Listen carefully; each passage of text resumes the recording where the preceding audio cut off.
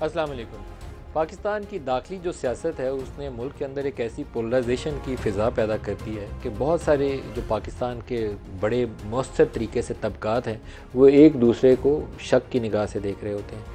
कोई भी मसला हो, सियासी मसला हो, कोई फॉरेन पॉलिसी का मसला हो, कोई इंटरनल सिक्योरिटी मैटर हो या पाकिस्तान में जुडिशरी से फ़ैसलों के मामले हों, सब के ऊपर शक यही होता है कि ये फ़ैसला क्यों हुआ, सही हुआ या गलत हुआ।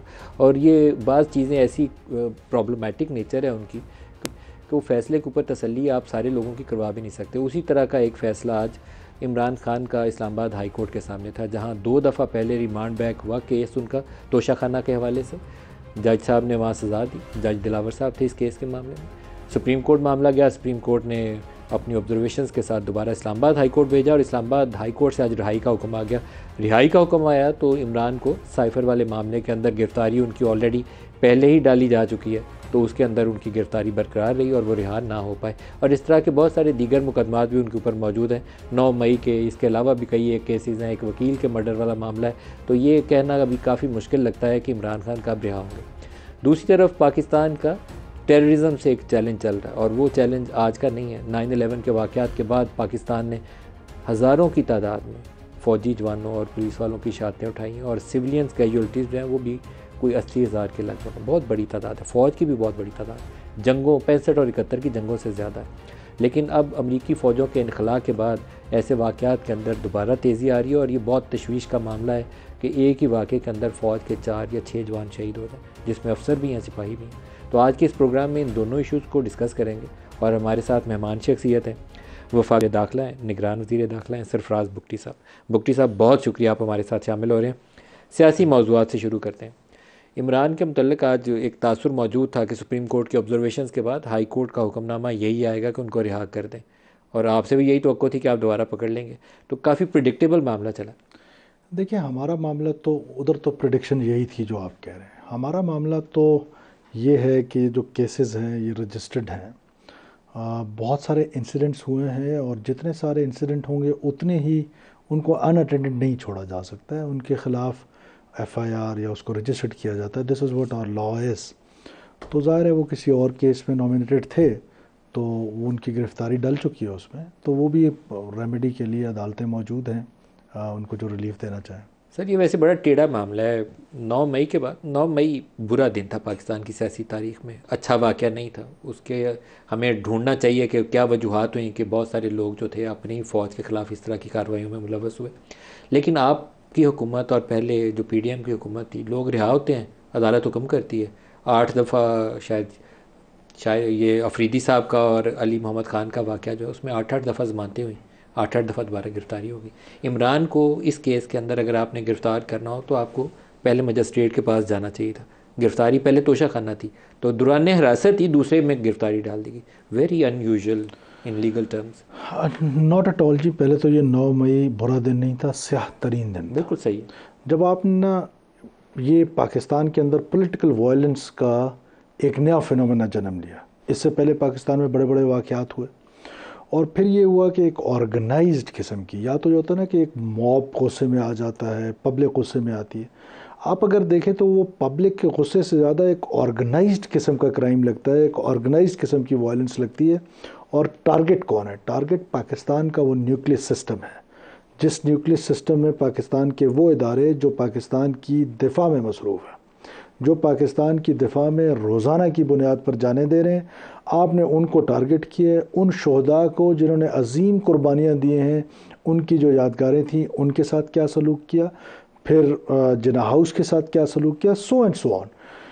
इशू इज़ कि जब ये ऑर्गेनाइज्ड किस्म का एक क्राइम हुआ, ऑर्गेनाइज्ड साजिश हुई, आज तो नहीं लेकिन वक्त ये बताएगा कि ये एक मुनज़्ज़म साजिश थी। न सिर्फ पाकिस्तान के ख़िलाफ़ थी, पाकिस्तान की फ़ौज के ख़िलाफ़ थी, पाकिस्तान के इदारों के ख़िलाफ़ थी और एक तबाहकुन किस्म का मंसूबा था। अब उसके बाद जो तबाहकुन से आपकी क्या मुराद है? क्या फ़ौज के अंदर बगावत पे उकसाने की कोशिश? देखिए, वक्त आने के साथ ये चीज़ें रिवील हो जाएंगी। आप क्या कहते हैं? आपका तजिया या अभी तक की जो इन्फॉर्मेशन है वो क्या कहती है? वक्त आने के साथ, ये अप्रोप्रिएट फोरम नहीं है जिस पे मैं और आप बात करें, लेकिन वक्त आने के साथ साथ आपके सामने हर चीज़ अनफोल्ड हो जाएगी। This is how. क्योंकि जिन लोगों को सज़ा हुई अभी तक, वो उनको इस नाकामी पे सज़ा दी गई है कि वो मिलिट्री इंस्टॉलेशन को डिफेंड नहीं कर सके। किसी को बगावत पे, म्यूटनी पे किसी को पनिश नहीं किया गया अभी तक। देखिए, दो बातें हैं इसमें। मिलिट्री ने तो अपने अकाउंटेबिलिटी का पूरी कौम को बता दिया कि उनके यहाँ सिस्टम है अकाउंटेबिलिटी का। उन्होंने अपनी अकाउंटेबिलिटी कर ली है, उन्होंने मैसेज दे दिया। अब ये हम पर डिपेंड करता है कि हम ऐसे लोगों का क्या करते हैं। हमसे मुराद पाकिस्तान की गवर्नमेंट्स हैं, हमारे इदारे हैं जिसमें मीडिया है, जुडिशरी है, सो एंड सो ऑन। वो क्या इस पर उनकी लाइन होती है। एनी हाउ, अब ये जो बार बार क्या आप कह रहे हैं कि गिरफ्तारियाँ, देखें इंसिडेंट्स इसके बाद बहुत हुए हैं। जब से 9 अप्रैल के बाद, जब से खान साहब की हुकूमत जो है वो एक कॉन्स्टिट्यूशनल तरीके से, कॉन्स्टिट्यूशन ने जो तरीका बताया उसके ऐन मुताबिक उनके ख़िलाफ़ एक नो कॉन्फिडेंस मोशन हुआ, जिसको डिफेंड करने का उनको पूरा पूरा हक था, और उसने उसका पूरा मैक्सिमम टाइम लिया। जो कॉन्स्टिट्यूशन के अंदर टाइम फ्रेम था वो पूरा टाइम उन्होंने लिया टू डिफेंड दैट। आप समझते हैं हिरासत के दौरान दूसरी गिरफ्तारी दुरुस्त है? जी हाँ, बिल्कुल, मैं उस पर आ रहा हूँ जी। अब आप देखते हैं कि बहुत सारे इंसिडेंट्स होते हैं, बहुत सा हर इंसिडेंट रिकॉर्ड पे आता है, एक सिस्टम के तहत आता है। उसमें पॉलिसी मेकर्स का कोई ताल्लुक नहीं होता है कि हम रोज़ाना बैठ के कोई पुलिस को डायरेक्शंस देते। पुलिस अपना काम कर रही है, FIA अपना काम कर रही है।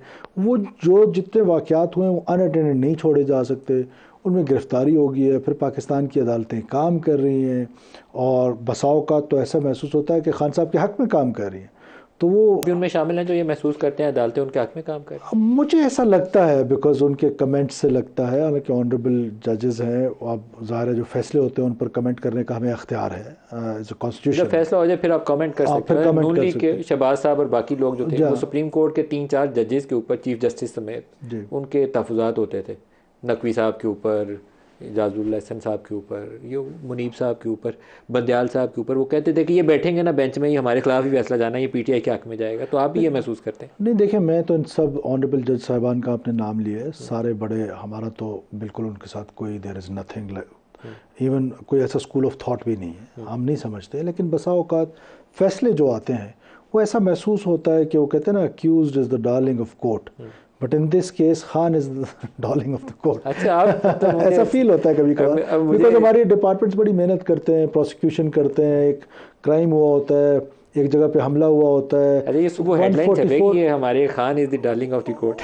देखें, बल्कि उसको ये चलाना चाहिए Khan is the darling of the supreme court, क्योंकि अभी सुप्रीम कोर्ट हम डिस्कस वो ऐसा फील होता है ना। देखें जी, वो होता क्या है कि जब हमारे यहाँ हमारा केस क्या है, मेरा केस ये है कि मेरी एक फोर्स है, उसका एक मोरल है, वो मेहनत करती है। एक अक्यूज्ड हूसोएवर ही इज़, उसको वो नदी मलिक हो सकता है, वो सरफराज बुक्टी हो सकता है, वो कोई भी हो सकता है, उसके ख़िलाफ़ केस तैयार करती है, प्रोसिक्यूशन डिपार्टमेंट अपना काम करता है। एंड ऑफ द डे जब वहाँ पर जो इंसाफ के तकाज़े हैं उनके अंदर जब इम्बैलेंस नज़र आता है, यकीनन वो फिर डीमोरलाइजिंग फैक्टर होता है।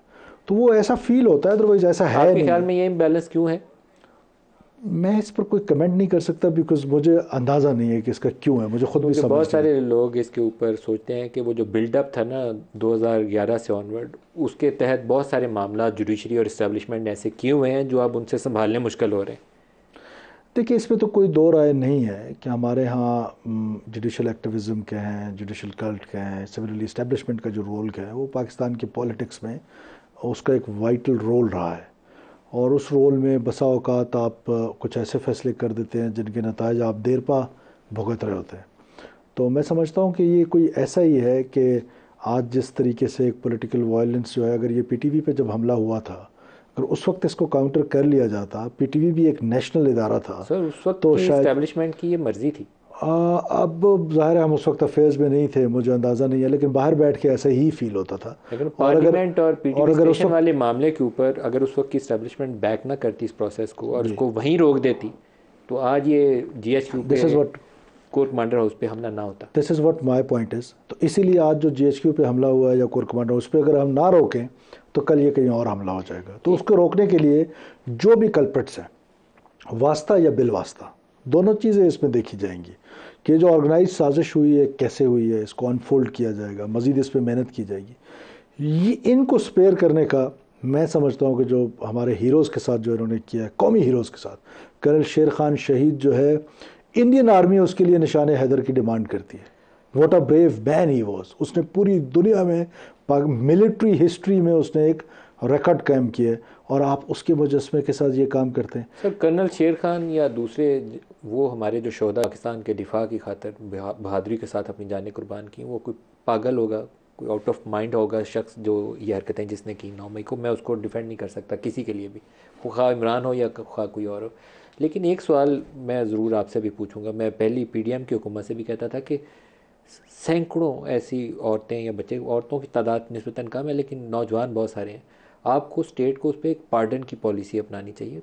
हम लंबे अरसे इस नफ़रत वाली फ़िज़ा को, पोलराइजेशन को प्रमोट नहीं कर सकते। हुआ उस दिन गलत काम है, लेकिन आपको वहाँ माफ़ करके रियासत को बड़ेपन का सबूत देते हुए इस नफ़रत को कम करना है। वो खलीज को बढ़ाने की बजाय कम करना है उसको।